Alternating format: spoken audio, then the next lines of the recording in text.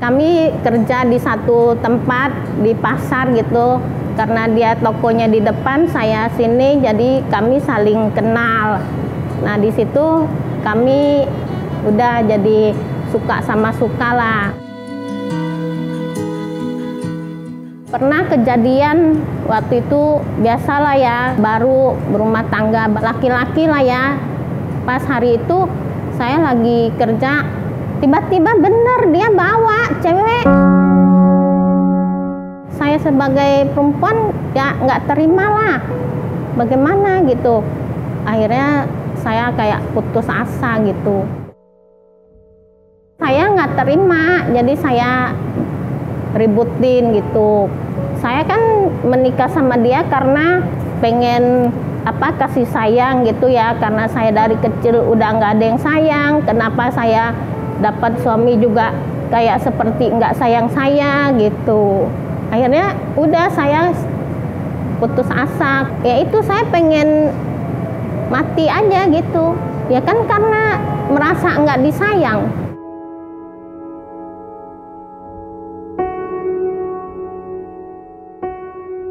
Akhirnya dia lihat saya sudah mabok, hampir mengalami kematian gitu. Terus dia sama kakak saya ada, mereka cepet-cepet tolong saya.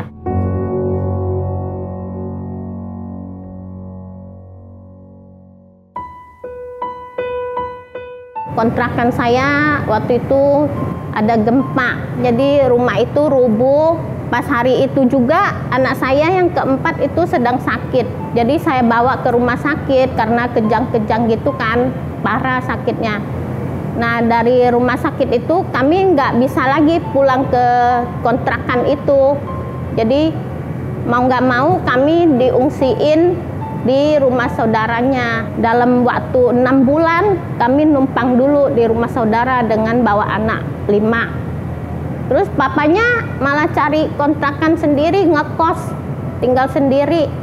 Dia tidak berusaha untuk cari rumah untuk kami. Nah di situ kami mulai pisah kan. Akhirnya kami tinggal sama saudara dengan waktu 6 bulan itu, dengan kondisi keuangan susah. Saya keadaannya juga nggak punya uang sama sekali, kecuali ada buat untuk sehari-hari, karena saya juga pekerjaannya hanya kuli nyuci, bantu-bantu saudara gitu. Kalau untuk sehari-hari ada uangnya buat makan anak. Tapi posisinya saya kan numpang. Jadi udah pisah aja begitu, dia nggak mau cari kontrakan. Jadi aku cari kontrakan untuk anak-anak saya sama saya. Saya ajak dia, tapi maksudnya papa juga keluarin uang, dengan uang mama nih 20 juta, papa 5 juta. Saya suruh anak saya ajak, mau nggak pak gitu. Dia nggak mau, alasannya bilang saya tuh manusia paling bodoh. Nggak punya uang tapi mau sewa rumah semahal itu. Saya bilang, keadaannya udah 6 bulan loh kita numpang. Masa kita mau numpang terus, kan nggak mungkin gitu. Saya yang nggak mau ngomong lagi karena saya udah saking sakitnya hati saya. Saya pendem sendiri, tapi beruntung saya punya anak baik-baik gitu ya. Ada 2 anak yang waktu itu udah kerja, jadi bisa mencukupi kebutuhan sehari-hari.